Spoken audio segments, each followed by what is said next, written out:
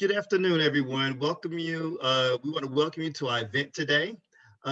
This is part of our virtual event that we have on a monthly basis with Duke Cancer Institute. But this month we have partnered with Nuestro's Voices, and so thank you for being here.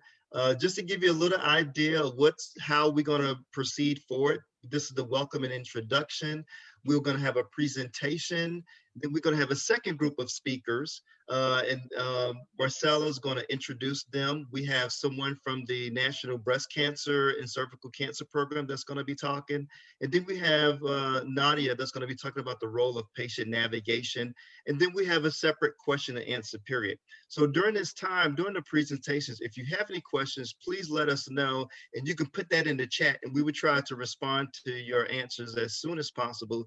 But of course, we will not have enough time for everyone. So we will try to get through those answers after the webinar today.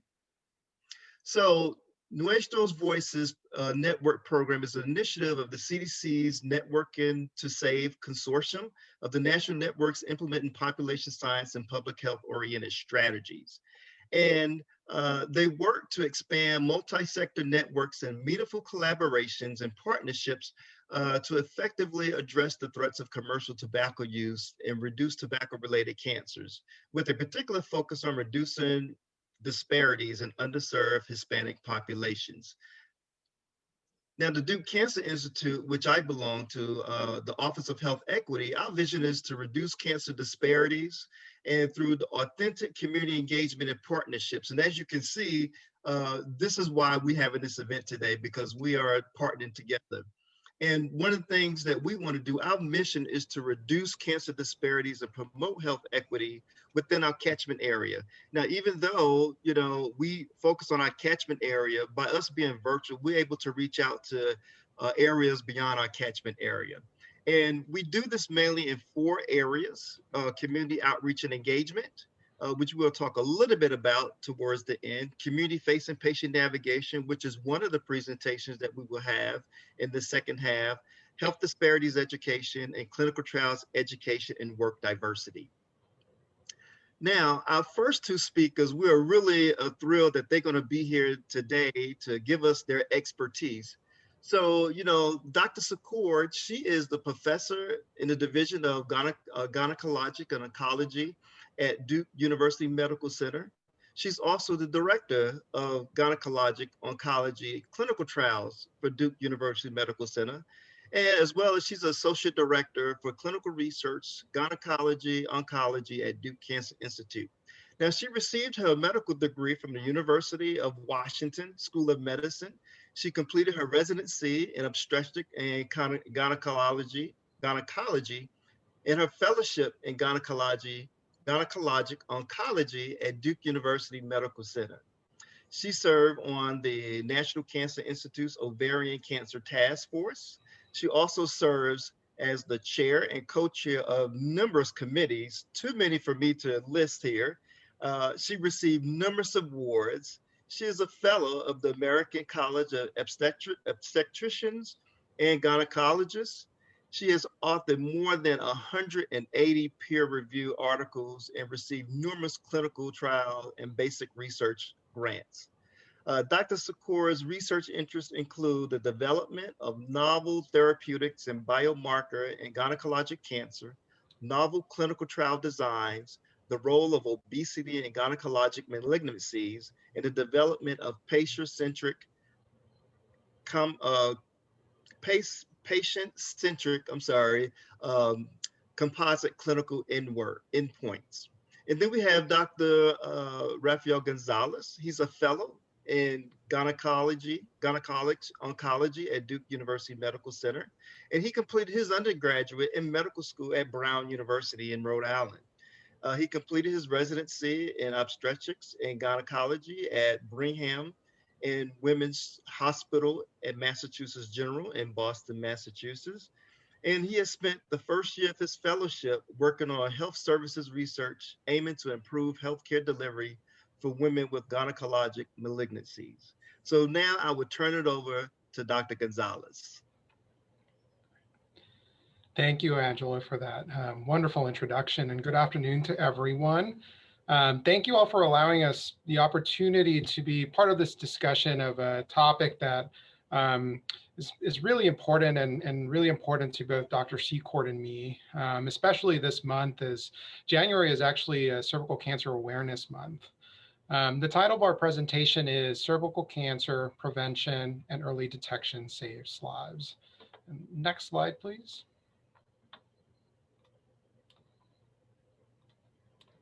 Can we switch over to the next? Thank you. Our objectives for today include to review the incidence of cervical cancer, list risk factors for cervical cancer, identify signs and symptoms of cervical cancer, review preventative measures for cervical cancer, including HPV vaccination, pap smears, and HPV testing, review cervical cancer disparities, barriers for cervical cancer care, and strategies to enhance care for women. But first, let's take a step back and think about cancer a little bit more globally. The burden of disease in the United States is high.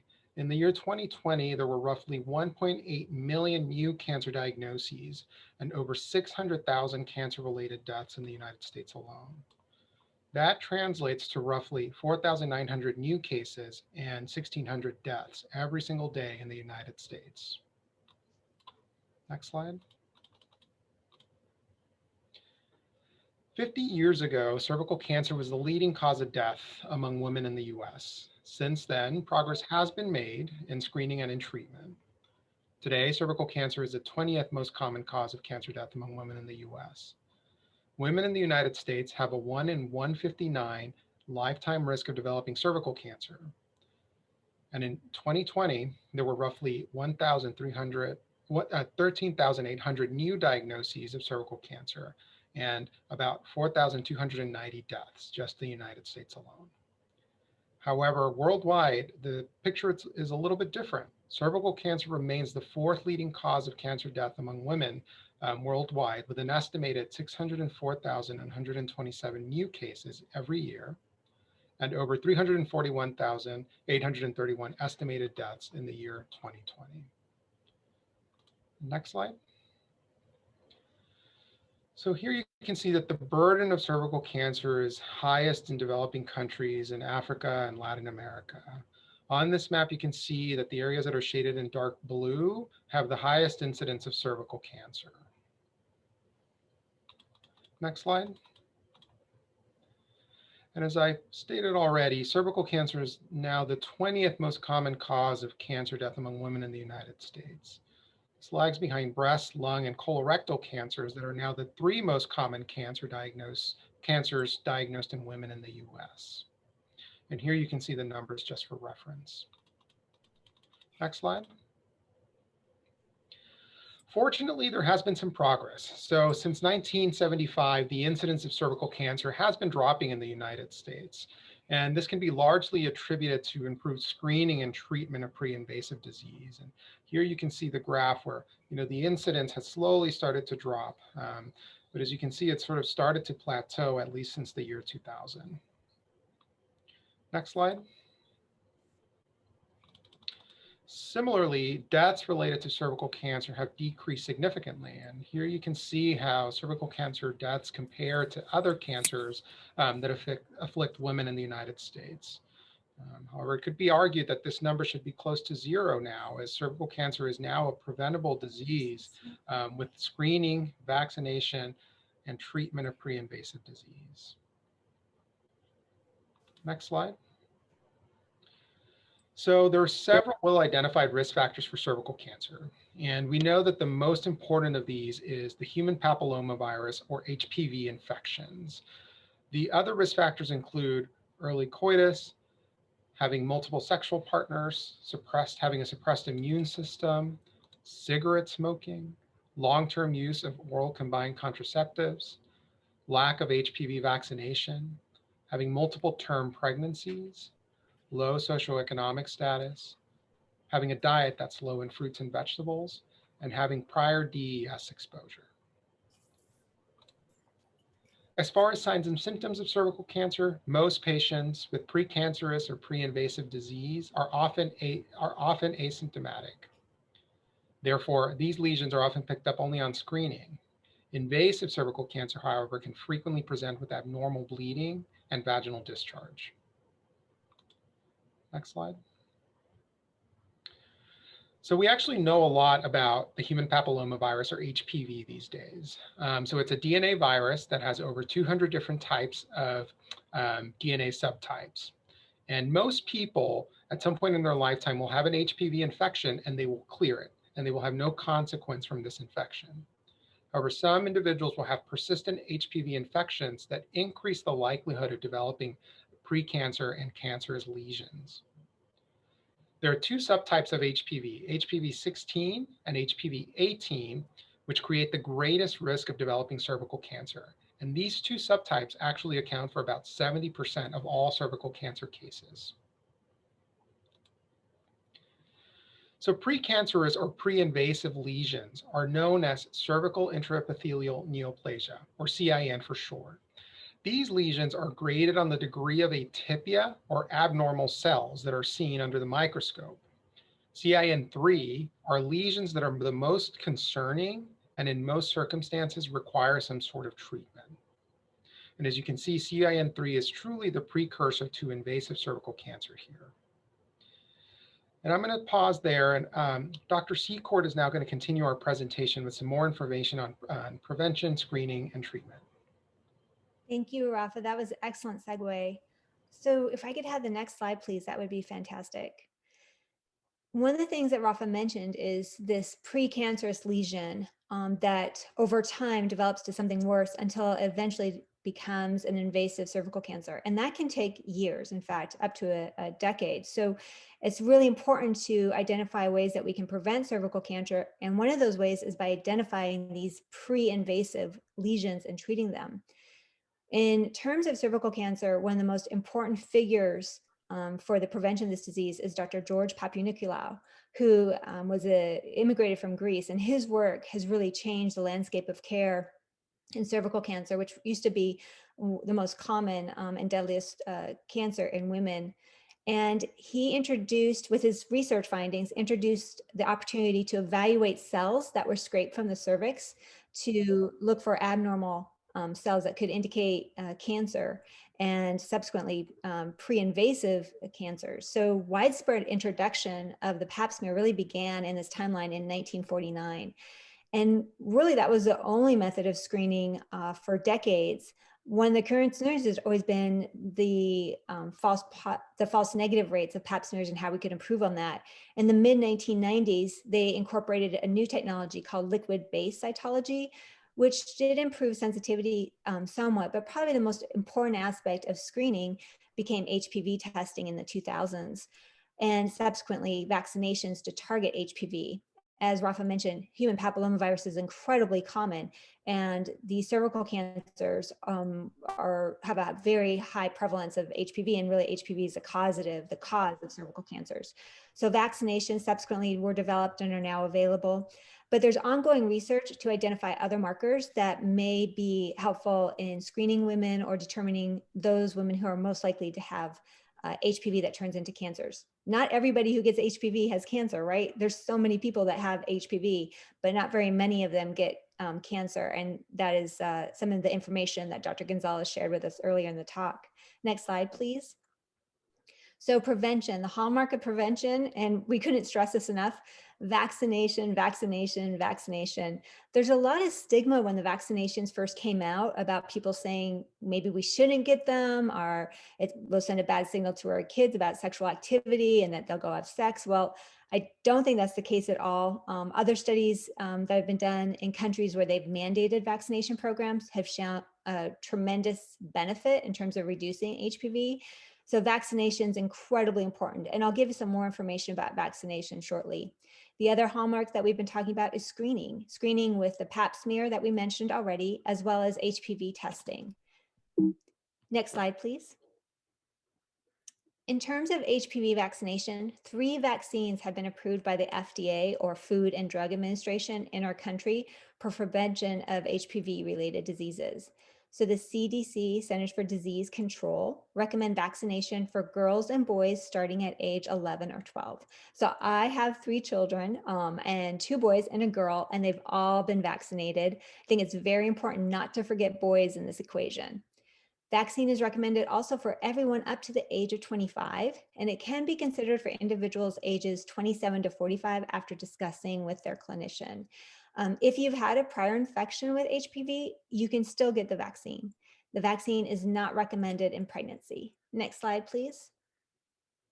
How are we doing in the United States? This is some information that was based on 2018 data. It was actually published in 2019. So we don't have more recent data than that, or there may be more recent data, but we weren't able to uncover it.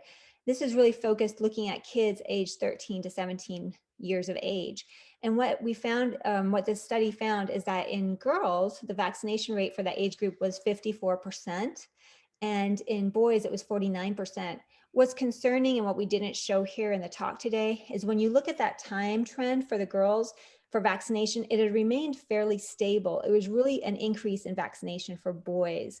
But we have a lot of room for improvement here. I just want to share an example with you. In Australia, which is one of the countries that had a national vaccination program, really mandated vaccination, they've been able to reduce HPV infections by it was about 26% to now 2%. So that's a really dramatic reduction. So I think it's important for lessons that we can learn in our country to how to perform better with vaccination. Next slide, please. There's also new guidelines. So ASCCP it's quite a mouthful, right? It's like American Association of Cytopathology, and I don't remember the other C right now, but it's a really a big program that they put out guidelines for Pap smear screening as well as management of abnormal results for Pap and HPV, and I should say HPV screening as well. They shifted the guidelines to allow more general risk stratification, and they have these huge figures on terms of what the next steps are based on your test results. And the risk is determined based on HPV status, the actual Pap smear results, which is called cytology, and prior history. And then they have screening and treatment recommendations based on a 5-year risk of CIN3, which remember is the high or severe cervical intraepithelial neoplasia, which is a step right before invasive cancer.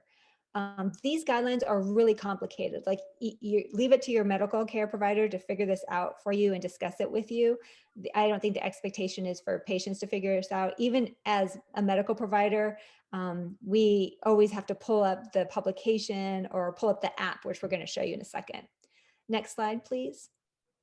So this is a figure that's out of the most recent guidelines. And what you can see on the left box is the first thing they did is try to assess what that risk of severe dysplasia was. And if it's greater than or equal to 4%, you go to that top arrow, which says yes. And you look at the risk of immediate severe dysplasia. And based on that risk, and it's broken down here from 4 to 100%, it depends on what your treatment will be.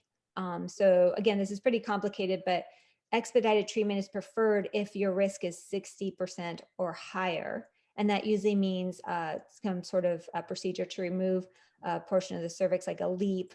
There's other procedures to manage dysplasia as well, versus doing colposcopy, which is using a special microscope and biopsy versus treatment, or colposcopy only if that risk is 4 to 24%. And then they also, on that lower bar, if that risk of CIN3 is less than or equal to 4% or greater than or equal to 4%, it's not, this is the way it's worded here, then they evaluated need for returning, whether it's a year, 3 years, or 5 years. Next slide, please. Now, don't worry about figuring all this out, because thankfully there's an app and we all use the app. And actually, we're going to be having a big discussion about these new guidelines at our medical meeting in about 2 months. Next slide, please. So when we're using these guidelines, the most important thing with these guidelines is correctly identifying somebody who has cancer. This is a very busy figure, but it just wanted to leave you all with some information about how you treat cervical cancer. And the treatment is really based on the stage, which is showed in the left side, if it's early disease versus locally advanced or metastatic.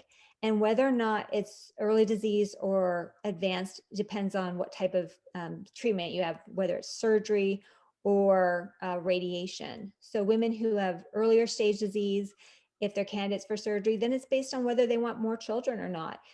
This is one of the greatest things about the technology that's come around the last 2 decades, is that for women who want more children and have cervical cancer, we can treat them surgically and they still may be able to have children if we can do a procedure, either a big cone biopsy where we remove a lot of the cervix, or we can do something called a radical trachelectomy where we remove the cervix and the tissue next to it. And the LND there just refers to a lymph node dissection. Sometimes we like to remove those lymph nodes to make sure the cancer hasn't spread there. For women who have more advanced disease or even early stage disease with high risk factors, that's typically based on the size, we really recommend radiation therapy, and we add chemotherapy to that often. And women who have disease that's spread elsewhere, that's stage 4B disease, and the treatment there is chemotherapy. But in those patients, sometimes we also recommend radiation. Next slide, please.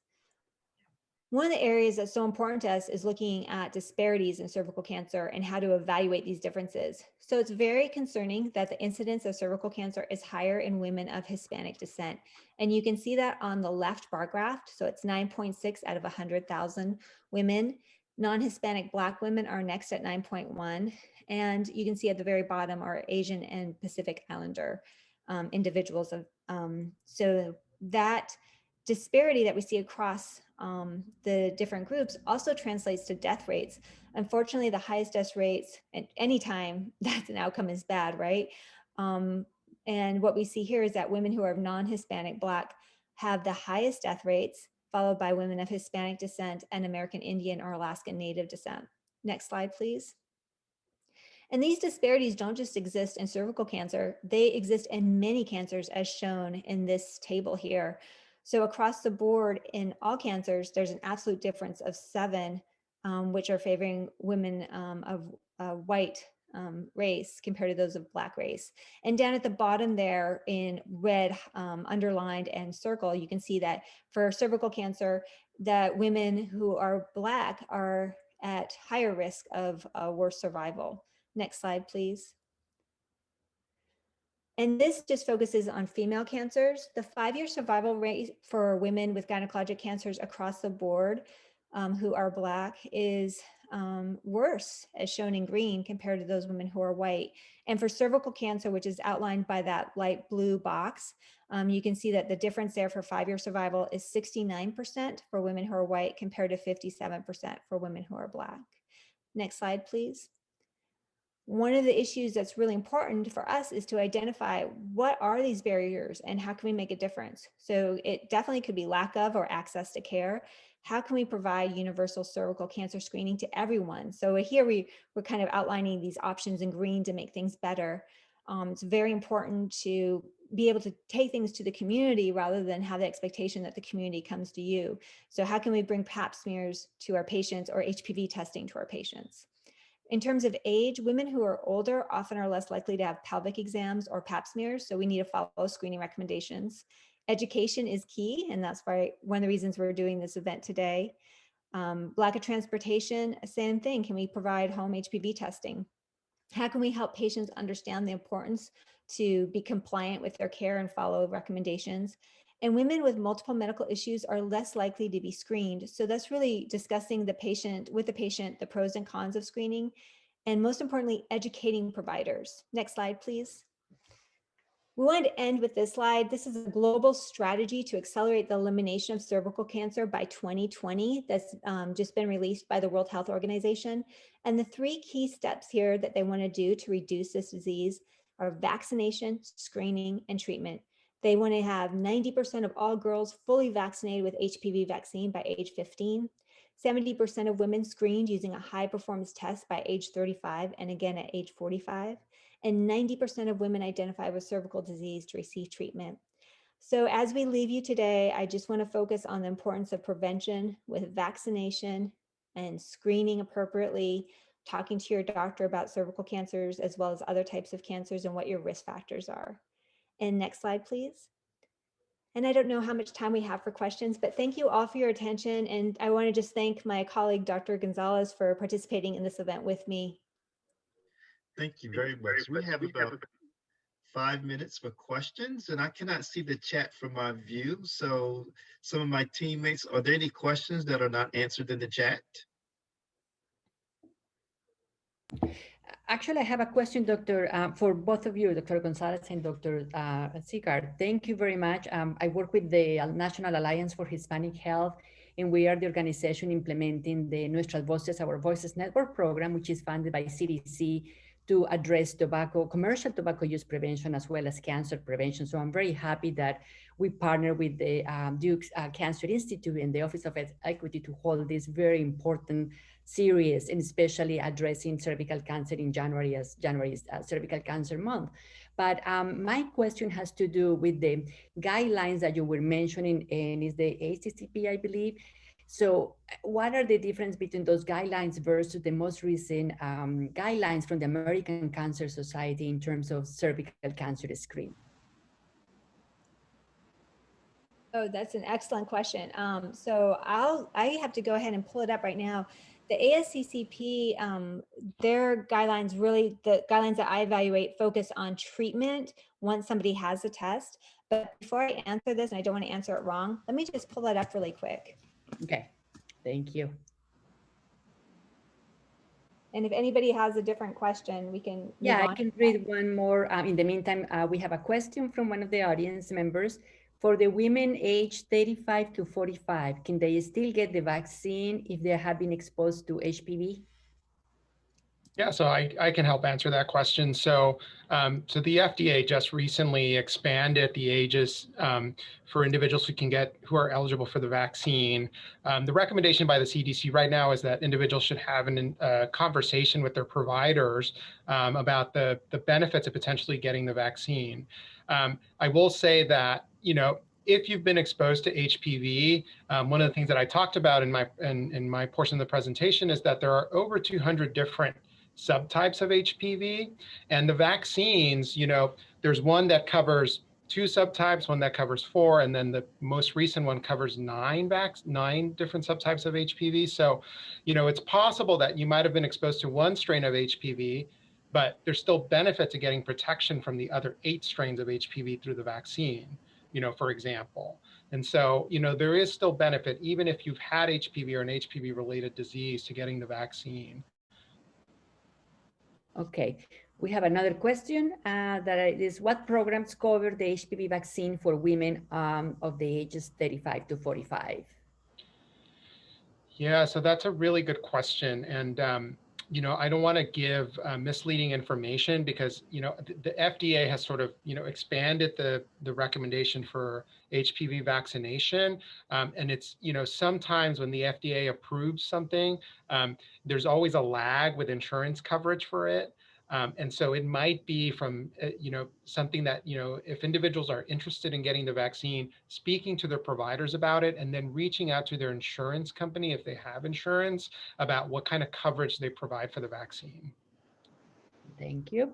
And we have another question. Is it recommended that women take the HPV home test without getting a pap test? Yeah, so it's certainly actually a really good option. And as guidelines are changing, we're starting to transition more towards HPV testing and HPV testing alone. At the moment, the recommendation is to still get both the pap smear plus the HPV testing, especially in women who are over the age of 30. That said, and I think Dr. Secord would agree with this, is that, HPV testing is probably the most important component of screening. And so, I think there is a role for HPV testing at home, especially sort of for individuals who otherwise would not have access to screening. Okay.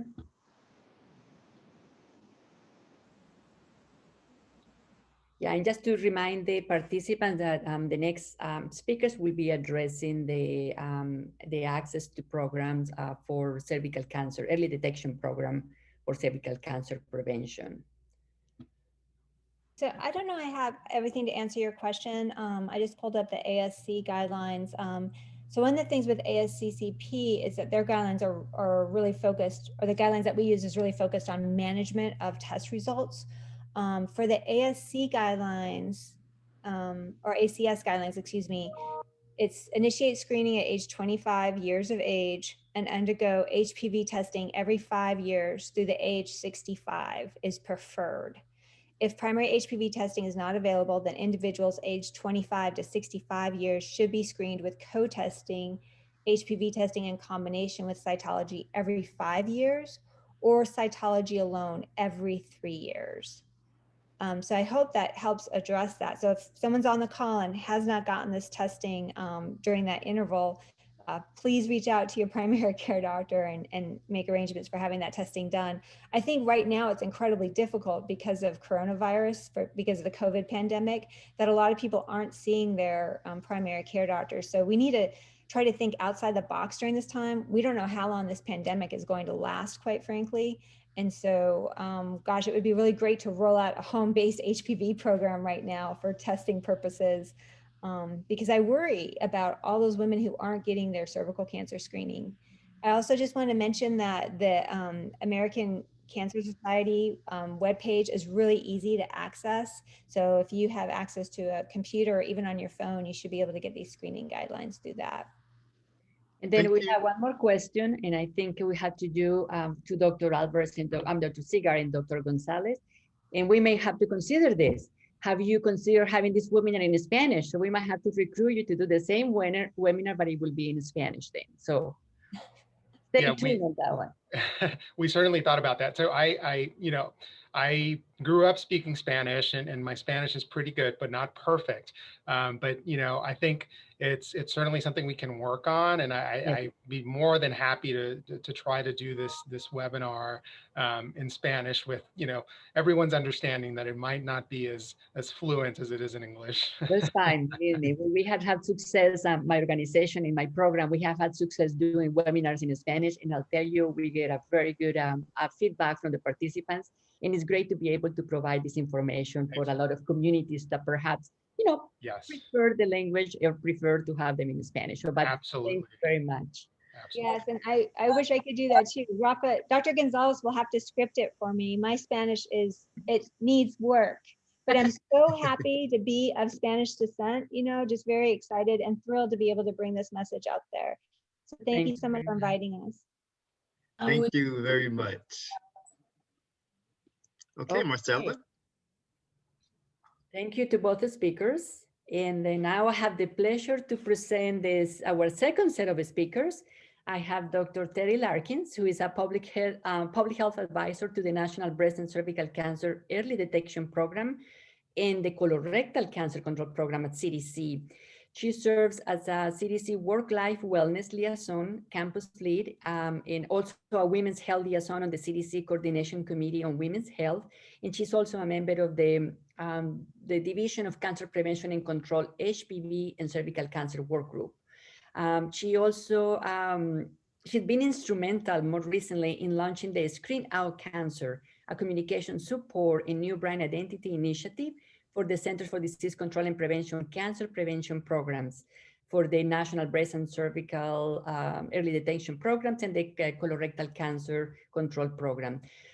Terry holds a PhD in biomedical sciences and cancer biology from the Morehouse School of Medicine and has been trained in wellness and health coaching through the Real Life Balanced Global Wellness Services. And our second speaker is going to be Nadia Aguilera Funes. She's a health educator and certified patient navigator at the Duke Cancer Institute, Office of Health Equity. Prior to her work at the Office of Health Equity, Nadia served 6 years as a medical interpreter and 3 years as a neuropsychology technician at Duke University Hospital. Nadia holds a BA in psychology, and a BA in Spanish from Lipscomb University. She is a native of Honduras, Central America, and she has volunteered in several medical missions in Guatemala and Honduras. Her goal is to continue to strengthen the bridge between historically marginalized communities and healthcare systems to decrease health disparities. Thank you very much. And I guess, Terry, Dr. Moore, you're in charge now. All righty. Okay. Well, thank you for this opportunity to share information about CDC's National Breast and Cervical Early Detection Program. The title of my presentation is Connecting Women in Communities to Clinical Services. I will provide an overview. I will provide an overview of the program and how partnerships and communities play a significant role in facilitating women's access to receiving high quality screening and preventative services. Okay, I see you're on my next slide. Great. All right. The National Health Interview Survey data from 2018 were analyzed to estimate percentages of adults up to date with U.S. Preventative Services Task Force screening recommendations. Cervical cancer screening test receipt remained below the National Healthy People 2020 target of 93%. Among women aged 21 to 65 years of age, 82.9% were up to date with cervical cancer screening. Lower screening rates were seen and have been documented among Hispanic, American Indian, Alaska Native, Asian women compared to Black and white women. Lower rates and disparities were also seen in groups with lower educational attainment and economic status, recent immigrants, the LGBTQ plus community, and those who did not have primary care, uninsured, or only receiving public insurance. Next slide. When assessing disparities to screening and access to care, one must recognize that the diversity in specific vulnerable populations vary, historical contextual factors, host of social determinants of health, and their cultural needs differ, which may serve issues and challenges and barriers to being screened. This must be taken in consideration when facilitating screening, uptake, and high quality screening. Next slide. So what are some of the issues? And my panelists graciously provided some of certain issues prior to me speaking, but I also want to kind of just point out there are some locations where clinical services were just not available because hospitals and clinics have closed, often impacting low income populations in rural areas first. Healthcare is fairly expensive, especially when one has to consider paying for healthcare versus paying for your daily needs, such as your food and your rent, and paying for a test. Other issues that are seen on this slide are competing and underlying health issues for which they may put screening on the back burner, and these are missed opportunities. Mistrust of healthcare system is still in existence, creating hesitation. There are also unconscious biases where we think if we make services available for people, people will take advantage. And reality is that how we may view these efforts can be very different for how our target population may view these efforts. And then there is fear or fatalistic view about having cancer is just fate. And some people just don't want to know. Next slide. And then COVID hit.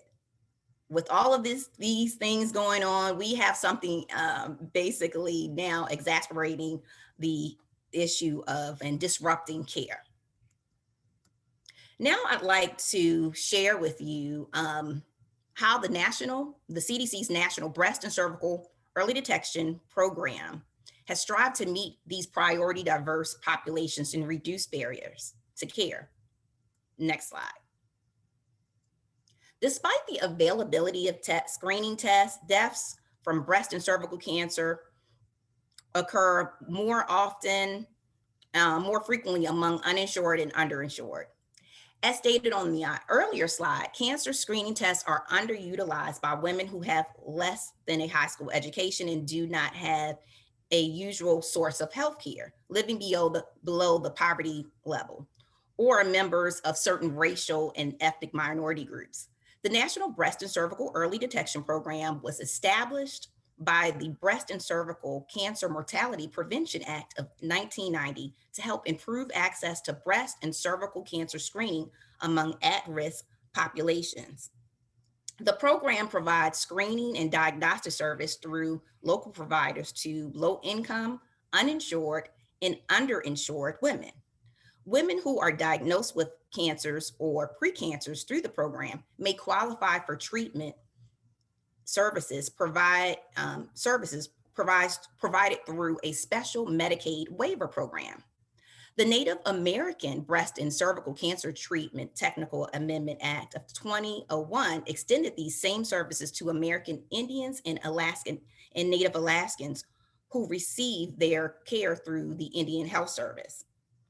To focus on disparities, special emphasis is placed on reaching women who are geographically and culturally isolated and of racial or ethnic minorities with high disease burden. More recently, our program has expanded its strategies to include evidence-based strategies in working with community organizations to reach low-income women. Next slide. Currently, the BNC program funds 50 states, the District of Columbia, 6 US territories, and 13 American Indian, Alaska Native tribes or tribal organizations to provide screening services for breast and cervical cancer. Program awardees have various names and visual identities for their local programs. So you may commonly hear our program or hear us refer to the program as the BNC or the BSEP program. Next slide.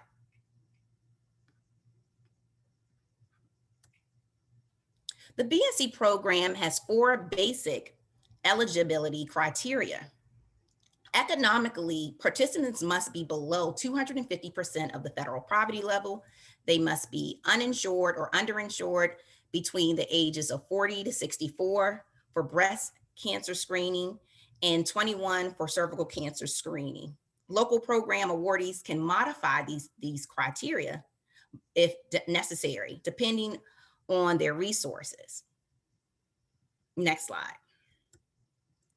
The BNC program offers 7 categories of services for women, including clinical breast exams, mammograms, pap tests, HPV tests, pelvic exams, diagnostic testing if their results are abnormal, and referrals to treatment.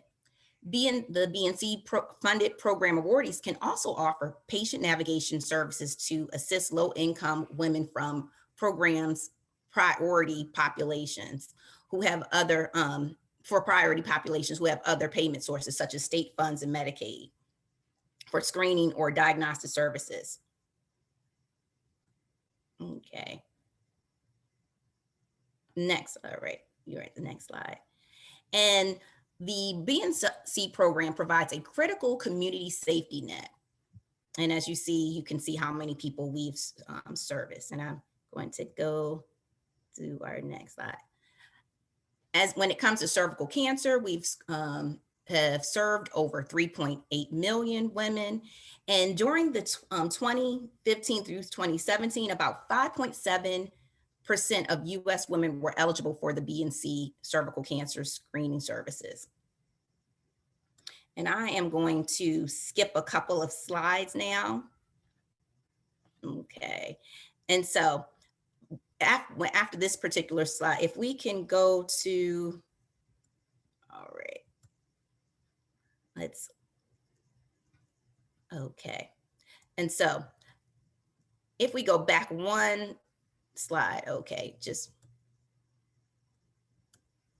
so I just wanted to kind of point out that the slides that I had previously, this one actually shows that currently our program is actually reaching 6.8% of those eligible for cervical services. So clearly we have quite a few more women definitely that need to be reached. Next slide. Over 30 years, the BNC program builds on experiences and lessons learned from past grant cycles to expand the program's focus so it can include women that still need to be reached. During the past 8 years, the program has taken a more comprehensive approach and population-based approach, broadening support to increase screening among more low-income women, and also to ensure all screening age-appropriate women with other payment sources also get screened. All right, this next slide right here talks about addressing the screening barriers. And I just want to kind of point out, even though that people have adequate health insurance, many women still face potential barriers. And so one of the things that we are doing is to expand our focus to reduce these barriers. Next slide. Okay, and we can go to the next slide. The BNC program uses these strategies listed here to increase breast and cervical cancer screening, and by providing direct screening services and diagnostic service to our priority women.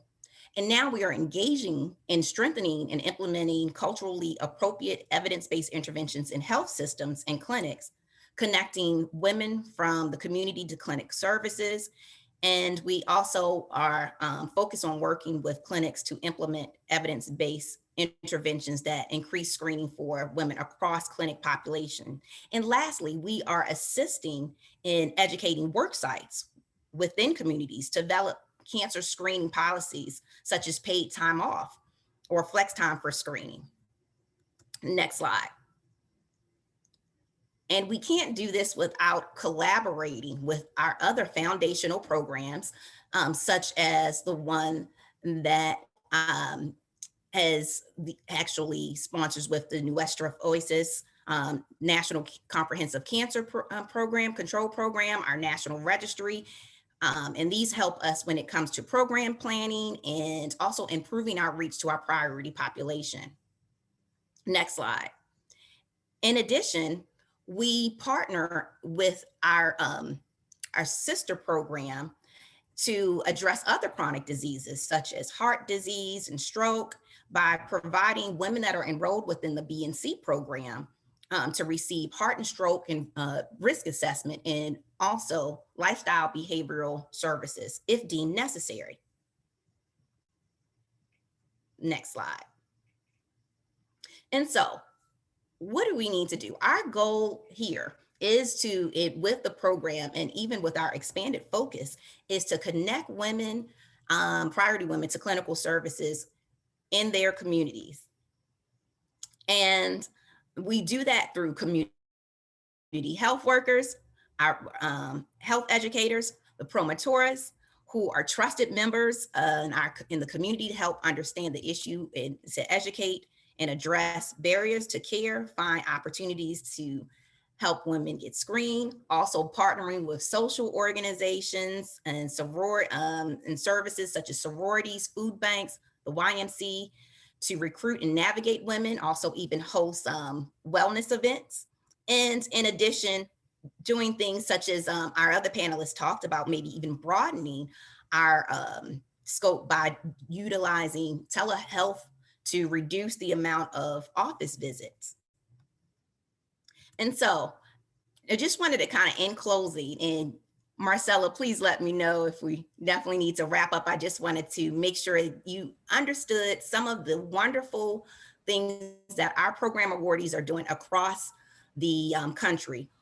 If you have one more minute, Terry, you can just wrap up right, in one Okay, awesome. So I wanted to give you a couple of examples because we want to look at just the great work that people are doing around the country within these programs, such as lessons learned, successful activities that have been performed actually between 2017 and 2020 to increase screening amongst our priority population. And so one that's shown on the screen here, the Nevada's program, Women's Health Connection, improved screening by reducing the cost by hiring community health workers. And this actually even increased 1,500 more women to receive breast and cervical cancer screening from 2018 in 2018 compared to 2017. Next slide, we have the Michigan program, which helped certain clinics to be able to properly use their electronic medical records and to kind of help streamline their processes. Next slide. We have our one of our tribal organizations, NARA, who one tried to figure out how to integrate the other chronic disease services and screenings by providing women with an opportunity to, one, get screened during a Saturday, so having more of an integrated visit. And this was after doing a patient satisfaction survey. And so they're trying to figure out how to do this more. But of course, we know some of the things that's going on when it comes to the pandemic. Some things offer some barriers right now. And if we move forward, if you go to and keep going, I just want to kind of also even point out some of the activities that the Division of Cancer Prevention and Control has, the division I work under. One, using our Inside Knowledge campaign that provides materials in English and in Spanish to help women learn about the 5 most common gynecologic cancers. And if you go to our website and also this YouTube page, we actually even have a new animation story that chronicles a survivor. And so in ending, if we go to the next one, we are, like I said, we are in our 30th year of this program. We are definitely excited to continue to reach more women. You will see a picture that's up on the screen right now that actually has the website. So if you are one thing I always like to say, hey, our visual identity has changed, but the mission stays the same. And during these unprecedented times, it's really important that we, one, are champions and ambassadors, assist a growing population right now who are without insurance and without resources, and making sure that they properly get screened. So thank you so much. Thank you, Terry. And now we have Nadia. Thank you, Terry, for your presentation, and thank you to both of our DCI providers who were able to give us such a thorough understanding about cervical cancer. I think education is definitely key to changing health disparities. If we could, so actually this slide would be about patient navigation, and it's from the Office of Health Equity. So we can't begin to talk about patient navigation without talking about Harold P. Freeman. So patient navigation was founded and pioneered in 1990 by Dr. Harold P. Freeman. He is an oncology breast surgeon in New York City. And the purpose of a navigator is to promote health equity and to decrease health disparities by eliminating barriers to timely cancer screening, diagnosis, treatment, and supportive care. The role of a patient navigator is to be the support hub in order to promote smooth and timely continuity of care to the point of resolution. And really quick before we go to the next slide, the story that Dr. Freeman shared, and you can see the slides down here where I was able to get certified by his Patient Navigation Institute, is that it was a story of a mother and a daughter who came in to see her mother in her room. Usually she wakes up early, she goes in to see her, and finds that her mother's covering herself with the sheets, and when she uncovers, she has blood all over her breast. Long story short, she takes her into the office and to see Dr. Harold P. Freeman, to find out that she's at a late stage of cancer.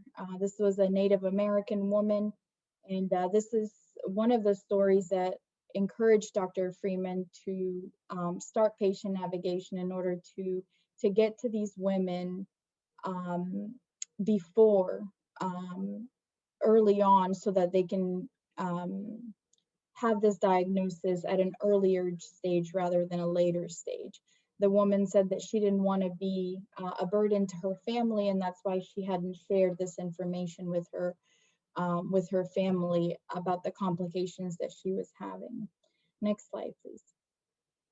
So when talking about cancer health disparities, according to the National Cancer Institute, cancer affects all population groups in the United States due to social, environmental, and economic disadvantages, certain groups bear a disproportionate burden of cancer compared with other groups. And I've included here some examples from the NCI website. So Blacks and African American women,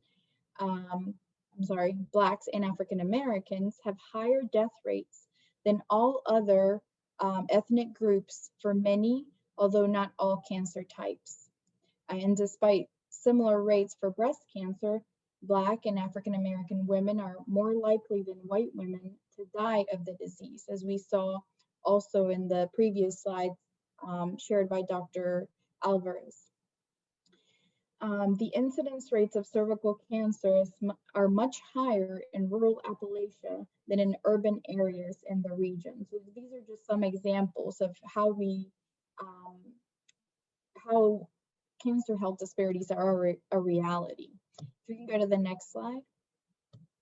So this is just showing the causes of health disparities. We know that poverty, low economic status, social injustice, and culture all play a part in cancer health disparities, and patient navigation has since evolved to include the timely movement of an individual across the entire healthcare continuum. And this continuum begins with community-facing navigation, which takes care of prevention and detection, overlapping with treatment navigation, which starts with diagnosis, treatment, supportive, and end-of-life care. Next slide, please. So to take you to the process of what it looks like to be a patient navigator, we begin with the initial contact. We assess the barriers, the financial assessment as well, and we bring them on to get connected to screening and to have follow-up care. And so I've highlighted some in red where, to give you an example of a lady that was referred to me. She was in the initial contact referred to me from the community. When I was assessing the barriers, I found out that she had health access needs, as well as some cultural and some language needs. And this woman was in need of a mammogram, specifically after an unexpected finding through the ED. She had gone through the emergency room, but she also was not connected to a primary care provider. So in doing her financial assessment, I realized that she had no insurance, and also she was unemployed. So my next step to get her into screening and to follow up was to get her connected to a federally qualified health center. And when we're talking about nationwide, there are federally qualified health centers that are found in every state, and you can connect your patient to a federally qualified health center that usually helps the patient get into care at a sliding scale. For Durham, North Carolina, we have Lincoln Community Health Center, where we connect our patients. They have 7 different clinics. So this woman was also, I was also able to help her interpret through all of these different phone calls and get her into the health department nearest to her, connected to the BSEP program, who then covered her mammogram. So that is what it looks like, next slide, for us to do patient navigation. So there's different aspects of patient navigation, like I mentioned, and this just shows some of the things that we focus on as navigators. And it's not limited to this, but we do look at doing cancer education, education on cancer and risk and screening guidelines, establishing their care with a medical home, even if they don't have insurance, obtaining financial help, as well as completing paperwork for insurance, and directing patients to healthcare services, further diagnosis, and referral for treatment navigation.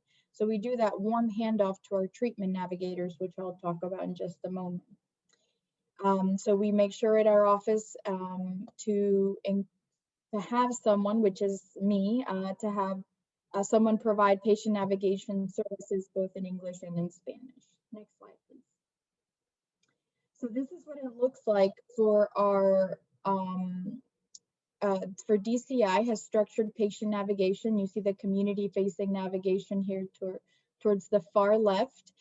Community navigation is housed at the Office of Health Equity, which is the office where I work at.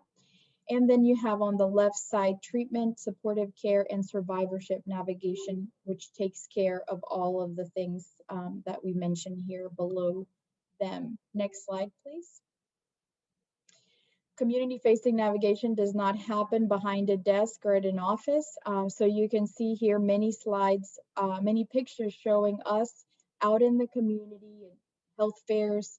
We were there at the Mexican consulate with a pastor from the community, visiting different cancer centers, as well as cancer screening events, and some of our universities or local universities reaching out to those populations as well. Next slide, please. So these are just some of the outreach and engagement activities that we focus on, and we'll go to the next slide.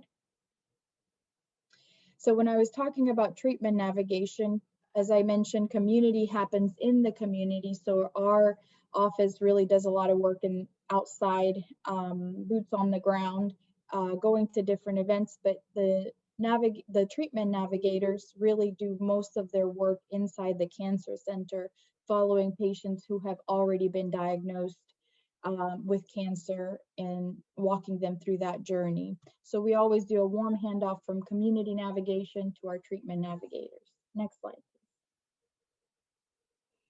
So you might be asking yourself, well, how are you doing boots on the ground work now with this pandemic, right? And we have been very innovative in thinking of ways to reach out to our community virtually. And one of the ways we've done that, our strongest program right now, is the Community Health Ambassador Program that takes the train the trainer approach, where we're training community health workers, faith-based organization leaders, as well as many other leaders and community organization leaders, so that they can then bring this education, training, resources, and all that we have here in our office, and they can share that with their community. And we have had great success in doing about 44 health ambassadors have been trained, reaching out to their communities all across North Carolina. Next slide, please. So that is our team. This is the Office of Health Equity team. It's a strong team, and it takes every single one of our expertise put together. And we definitely want to put out the message that early detection saves lives. We're working very hard to get that message across, and we know that together we're saving lives. Next slide, please. So I want to encourage everyone here to think about yourselves as community. We are all community. We're all serving each other. So I want us all to leave this webinar thinking and being reminded to let's take care of each other. I've included my contact information here, as well as the Duke Office of Health Equity website for you to reach out to us with any questions, or if we can help you develop your program in any way. Okay, so I will turn it over to Dr. Moore. Thank you so much for being here with us today. And actually, I think Marcella will go over this next slide. Okay, thank you very much. Thank you, Terry, and thank you, Nadia, for the wonderful presentations. We are a little over, but I'm glad to see that most people are still on the line. So we just have a couple of questions, and this is very exciting. And we provided this slide with some of the resources, and Terry mentioned a couple of them. We included the MBCC EDP program. We also included the information from CDC on cervical cancer. In the Inside Knowledge campaign, like she mentioned, it has materials in both English and Spanish. And also, I wanted to put a plug for our program, the Nuestras Voces, Our Voices Network program, where we have also bilingual cervical cancer infographics and info cards. Next slide. I think this is the contact information, but before we end, I just want to ask a couple of the questions that were provided during Terry's presentation. And one of them has to do, Terry, what's your recommendation to help us advocate to have more BCCP slots available for women in our communities? And I think you probably addressed that already. What are you doing to get the word out about the program? Okay. So the first question was, because it was multiple, Yes. how many? What about recommendations to get more slots available for women in our communities? When you say like slots for are you talking help about? us advocate, to get in a way to help us advocate to, so the CDC or the program can provide more opportunities or more funding, more resources for women to get the screening. Yeah, so if I can put a clarification on that, we know that there's women that are eligible for the program. However, the slots are already filled by the time they need the screening. And so sometimes we run out of slots for people that are actually eligible for the program. Oh, okay. So meaning that needing more funding, you need more funding for screening. Okay, more screening dollars. Well, one of the things, of course, that like I stated, the programs, the state health departments, also tribal organizations actually apply for a certain funding. And if there are, but one of the things that you can do is to work with them and ensure that when they are providing like their progress report stating, making sure that this is actually stating that, hey, you know what, one thing, they make screening projections, and it states, say for instance, if they're a particular place like within North Carolina, if it's you have a projection of screening 1,500 women, and you go, they're going over that and show, and they need to kind of like even share that. So when they are funded again for the next cycle or for subsequent years, that they can kind of add that in, that, hey, you know what, we need more screening dollars. Another thing is, and I'm not sure, Dr. Moore or Marcella let me know, is it because, is there not, one thing that is done as far as having providers that are contracted with these local programs, making sure that they have enough BSEP providers that are willing to, one, accept our reimbursement. That is and sometimes that's also a case too. Yeah, I think it's a combination, because we deal a lot with the federally qualified healthcare centers, and they only have a certain amount of slots for a certain number of patients. And so there are times where they run out of slots for women who are actually eligible. And so even though they may be eligible, they cannot help them and put them in the program because they no longer have any slots available. And I see what you're saying. So for instance, they may not accept that at that particular rate that Correct. possibly the program would be giving. One other thing is, and I know this kind of presents, because I kept on talking about, hey, reach the women in the in their community. You don't want to just say, hey, well, can we see if something else is open in one of the other, say for instance, federally qualified health centers or another clinic within a certain radius. But I guess one thing that we would need to do is to kind of help in possibly even engage that particular clinic, or and try to see how we could possibly work with them to open up more slots, and for them to be able to accept our reimbursement. So I don't have like the exact answer totally, but I think that's all about still having a conversation, maybe even at our level, at the national level, to speak with certain providers to show how is so needed, because we don't want to turn anyone away. So. Okay, I have another question, Terry. Can transgender individuals qualify for the BCCC services? Yes, absolutely. When it comes to transgender women, that's those who have one taken, say for instance, hormones from, and becoming from male to female, that is actually accepted. We don't make, say for instance, any screening recommendations, but they are accepted and will be able to receive breast cancer screening and diagnostic services through the program. And if there is a transgender man, you're still able to receive services through the program if they have not gone through a bilateral or a total hysterectomy, just to kind of.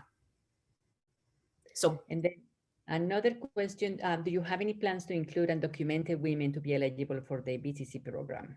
I'd like to point out when it comes to, again, we do have, we're here at, of course, working at when it comes to the national level, but our local programs are able to accept undocumented women. And if they are able to provide or to show that they are receiving maybe some in-kind funding for a certain treatment. The one thing is one of the things that we always say, hey, if you are accepting someone within the program, they will need to make sure if they are diagnosed within the program, we want to make sure we have the necessary resources for them to get treatment. So it's again based on the local program, whether or not they are able to accept, and they also have the other resources too. And that kind of puts in a plug for being able to have those other partnerships, because we are not the only sole sources when it comes to providing resources to the local programs. They receive funds from other organizations as well to help to move things along. And another question, what are your recommendations on assisting our patients quickly that are not enrolled in the BCCP program and go to a non-BCCP provider that needs BCCM to cover treatments for a recent breast and cervical cancer diagnosis? Okay, but I'm sorry, I'm looking at the question just to make sure that I get to it. At this time, as far as going to a usually you will have to usually go to for getting reimbursement. That's going to be the question on one of the things the provider would want to know is how will they be able to get reimbursed. And the only thing is, one thing that could take place is that the local program could try to possibly put out a contract or enroll this a non-BCC provider. If you see that in that particular area, there's a need and they are eligible women. So I'm not sure if I'm answering the question totally correct.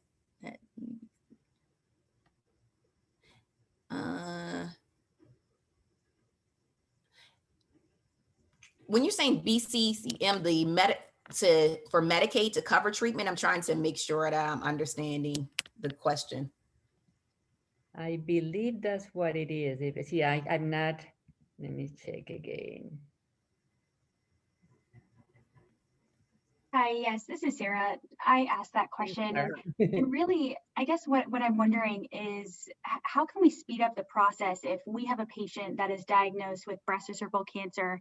How can we speed up that process to get this patient enrolled in this Medicaid program that they're eligible for if they're not already going to a BCCP provider? Good question. So again, when it comes to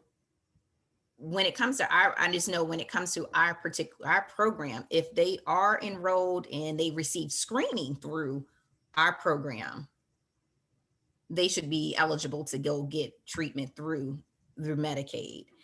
Now, you're asking if they're going to a provider that are you saying they did not get screened? If they didn't get screened within our program. Yeah, because the recent legislation that came out kind of laxed what we consider a provider for the state of North Carolina, since we didn't expand the Medicaid in the state, because a lot of patients were not qualifying for this program because they were maybe getting diagnosed at other healthcare facilities and had no way of getting their treatment or even paying for their treatment without going to some financial assistance. So I guess I'm just wondering, there's a gap there, and I'm trying to see how we can best help our patients. And maybe that's opening up the Medicaid program and potentially allowing these health systems to get these patients enrolled in the Medicaid instead of having to go directly to that BCCP provider.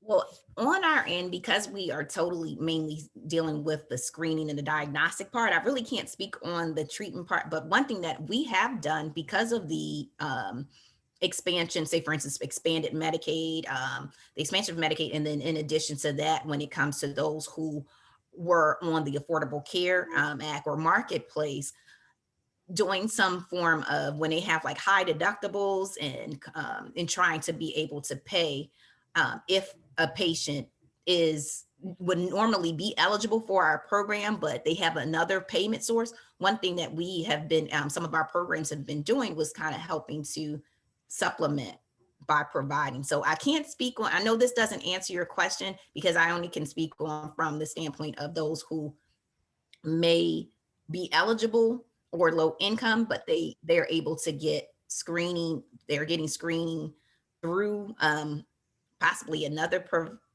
provider, but they're eligible for our program. But sometimes we were able to, some of the programs have been helping with their deductibles in copays. So that's one way as far as to kind of helping when it comes to defray some of the costs. Sorry about that. This is good. We can go on and on and yes, on. Yes. Program, but I have one last question, okay. and then we can close the program. What can we do for women who are middle income but are struggling to complete appointments due to prioritizing budgets with family needs due to COVID and or spouse income loss? Yeah, that's a difficult situation due to COVID.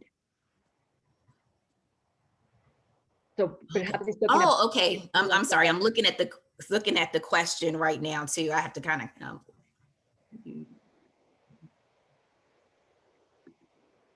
okay, so one of the things as far as what can be done, like say for instance, if they're not even during this time, like I said, this presents another opportunity. We have other women who are now possibly who had insurance but now not being insured. But one thing that I'm seeing that's happening and that is going on is actually getting women enrolled in our program, and also at community health events. There have been some screening events.